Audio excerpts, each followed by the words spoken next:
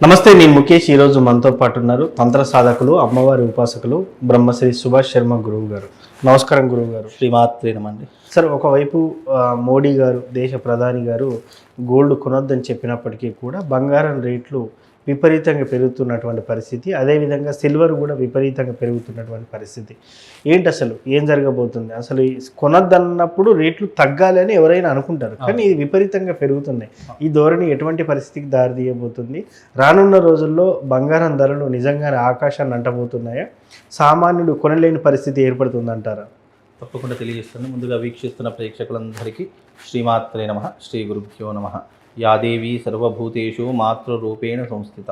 నమస్తస్సై నమస్తస్సై నమస్తస్సై నమో నమః. నేను గతంలోనే చెప్పా, బంగారపు ధరలు ఆకాశానికి అంటుతాయి అని చెప్పి. బికాజ్ ఏంటి అని అంటే కనుక మోడీ గారు చెప్పినటువంటి మాట దేశవ్యాప్తంగా, ప్రపంచవ్యాప్తంగా విస్తరించింది. కానీ దేశ ఆర్థిక వ్యవస్థ కావచ్చు, దేశ పరిస్థితులు కావచ్చు, తారుమారయ్యేటటువంటి సిచ్యువేషన్స్, సమయ సందర్భాలు ఇప్పుడు అందరికీ కనిపిస్తున్నాయి. గతంలో యుద్ధ వాతావరణం వస్తుందండి, తర్వాత వస్తువుల ధరలు పెరిగిపోతాయంటే ఎవరూ నమ్మలేదు.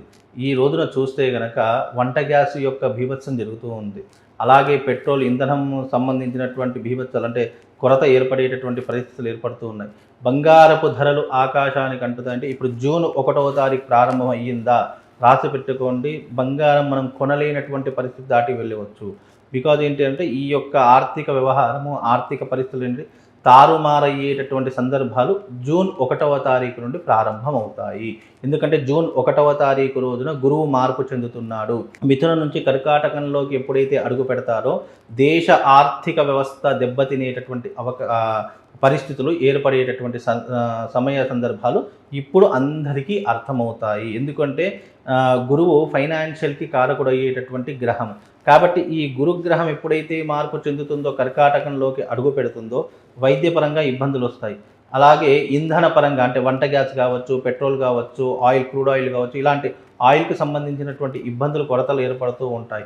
అలాగే ఆర్థిక వ్యవస్థ దెబ్బతినేటటువంటి పరిస్థితులు ఏర్పడతాయి. అంటే డాలర్ రేట్ పెరిగేటటువంటి పరిస్థితులు ఏర్పడుతూ ఉంటాయి. ఇలా పెరిగినప్పుడు ఏమవుతుందంటే కనుక వస్తువుల ధరలు కూడా ఆటోమేటిక్గా పెరిగిపోతున్నాయి. ఇప్పటికే మార్కెట్లో వస్తువుల ధరలు చాలా మట్టుకు పెరిగిపోయి, సామాన్య కూరగాయల దగ్గర నుంచి టిఫిన్ వస్తువుల దగ్గర నుంచి భోజనం చేసేటటువంటి పరిస్థితులు, హోటల్కి వెళదామంటే భయపడేటటువంటి పరిస్థితులు ఏర్పడేటటువంటి సందర్భాలు ఇప్పుడు వచ్చేసాయి. అంటే ఇక్కడ ఆర్థిక భారం పెరిగిపోయినప్పుడు వస్తువుల ధరలు కూడా 100% పెరిగిపోతూ ఉన్నాయి. ఇది ఖచ్చితంగా ప్రతి ఒక్కరూ గుర్తుపెట్టుకోవాల్సిన విషయం. రాబోయేటటువంటి రోజుల్లో ఆర్థికపరమైనటువంటి భారం భారతదేశం ఎదుర్కోవాల్సిన పరిస్థితులు ఏర్పడతాయి. అలాగే బంగారపు ధరలు, వెండి ధరలు కూడా, వెండి ధరలు తగ్గుతాయి కానీ బంగారపు ధరలు మాత్రం 100% పెరిగేటటువంటి సూచనలే మన దేశానికి కనిపిస్తున్నాయి. సో వెండి ధరలు తగ్గే అవకాశం ఉందంట. వెండి ధరలు తగ్గుతాయి, బంగారపు ధరలు పెరుగుతాయి. లేదా వెండి అంతకంతే ఉంటుంది. వెండి పెరిగితే మహా అయితే 100-200 రూపాయలు తులానికి పెరుగుతుంది. కానీ బంగారం అలా కాదు. పెరిగితే గనక ఒకేసారి, అంటే జూన్ 1వ తారీఖు నుంచి ఆగస్టు వరకు, ఇప్పుడు 1,52,000 రూపాయలు ఉన్న ధర ఆగస్టు వరకు నాకు తెలిసి 1,80,000 వరకు వస్తుంది. ఆగస్టు నుంచి డిసెంబర్ వరకు దాదాపుగా 2 లక్షల వరకు అయ్యేటటువంటి సూచనలు తప్పకుండా కనిపిస్తున్నాయి. కాబట్టి బంగారము, నేను గతంలో చెప్పా, బంగారము కొనుక్కోవాలంటే ఇప్పుడే అంటే అప్పుడు నేను చెప్పేటప్పుడు బంగారపు ధర 1,50,000 నాటికి ఉండేది. కానీ ఇప్పుడు అదే బంగారపు ధర 1,54,000, 57,000, 60 వారికి చేరుకునేటువంటి పరిస్థితులు ఏర్పడుతున్నాయి. కనుక బంగారం అనేటువంటిది ఒక అసెట్, ఒక ఆస్తి.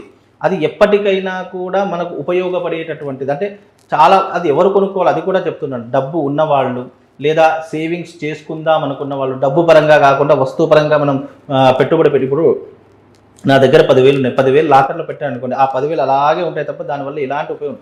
అదే బంగారం మీద ఇన్వెస్ట్మెంట్ పెట్టామనుకోండి, ఇన్వెస్ట్మెంట్ పెడితే అది పెరిగినా కొద్దీ తప్పకుండా మనకు కూడా డబ్బులు పెరిగేటటువంటి పరిస్థితులు ఏర్పడతాయి. అందుకే ఇన్వెస్ట్మెంట్ పెట్టాలి అంటే బంగారం మీద కొనుగోలు చేయండి, దాని మీద ఇన్వెస్ట్మెంట్ పెట్టండి. అది ఒక రోజు కోసమో, 2 రోజుల కోసమో, లేదా స్టాక్ మార్కెట్లో వస్తున్నటువంటి వార్తల కోసమే కాదు. అది ఇప్పుడు మీరు కొనుక్కొని పెడితే మీకు సంవత్సరానికో లేకుంటే 6 నెలలకో అది తప్పకుండా మీరు పెట్టినటువంటి పెట్టుబడికి రూపాయో ఇంట్రెస్ట్ తీసుకొచ్చి పెట్టేటటువంటి వస్తువు బంగారం. కనుక అది ఎప్పటికైనా పెరిగేదే కనుక తగ్గేటటువంటిది కాదు అనేది ప్రతి ఒక్కరు అర్థం చేసుకోవాలి.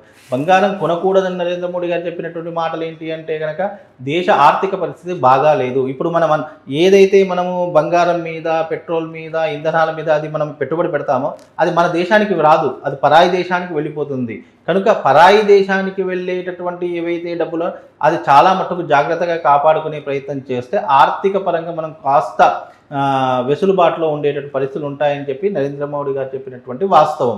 కానీ ఇప్పుడున్నటువంటి పరిస్థితుల్లో బంగారం మీద పెట్టినా దేని మీద పెట్టినా అది కానీ అది ఎప్పటికైనా మనకు ఒక ధనంగానే ఉంటుంది తప్ప దానివల్ల నష్టం అయితే రాదు అనేటటువంటిదే దీని వెనక ఉన్నటువంటి ఆంతర్యం అండి. ఎస్, ఇప్పుడు మీరు అన్నారు ఇంకా కొద్ది రోజుల్లో 2 లక్షలు దాటే అవకాశం ఉందని చెప్పి మరి రానున్న రోజుల్లో అంటే 1 సంవత్సరం 2 సంవత్సరాల తర్వాత కొంత సోషల్ మీడియాలో ఒక వార్త చక్కర్లు కొడుతుంది, 6 లక్షలు అవుతుంది, 8 లక్షలు అవుతుంది తులానికి అని చెప్పి. అంత అయ్యేటటువంటి సూచన ఇంపాసిబుల్ అంత కాదండి. కాకపోతే ఏంటంటే నేను గతంలో చెప్పాను, ఇప్పుడు కూడా అదే మాట మీకు చెప్తున్నాను. 2 లక్షల వరకు అయితే తులానికి 2 లక్షల వరకు అయితే చేరుకునేటటువంటి అవకాశం మాత్రమే ఉంటుంది తప్ప 5 లక్షలు 3 లక్షలు తులానికి అంత జరిగితే దేశ ఆర్థిక భారం అంతా కూడా నాశనం అయిపోతుంది, ఆర్థిక వ్యవస్థ అంతా దెబ్బతినిపోతుంది. బంగారం అంటేనే భయపడేటటువంటి పరిస్థితులు ఉంటాయి. ఉన్న బంగారాన్ని అమ్మేసేసుకొని వేరే ఇల్లు ప్లాట్లో అట్లా కొనుక్కుంటారు తప్ప అంత రెట్టింపు అయ్యేటటువంటి పరిస్థితులు లేవు. కాకపోతే ఇప్పుడు ఈ మాసంలో ఇప్పుడు ఇది మనకు మే కదండి, మేలో మీరు బంగారం కొనుక్కోండి, జూన్ తర్వాత చూడండి మీరు కొన్నదానికి డబుల్ రేట్ ట్రిపుల్ రేట్ వస్తుంది. అట్లా ఉంటుంది. అంటే మామూలుగా అది ఇప్పుడు తులం కొన్నాము 1,50,000 పెట్టి, రేపటి 1,10,000 1,60,000 అయింది అనుకోండి, మనకి ఒక 7,000 రూపాయలు లాభం వస్తుంది. అంటే అట్లా మనం కొన్నదానికి ఎంత కొంటామో అంత లాభం అయితే తప్పకుండా కలుగుతుందండి. ఎస్, మొత్తానికి గోల్డ్ సిల్వర్ ప్రైజెస్ ఎలా ఉంటాయి అని చెప్పేసి చాలా చక్కగా చెప్పిన ధన్యవాదాలు శ్రీమాన్.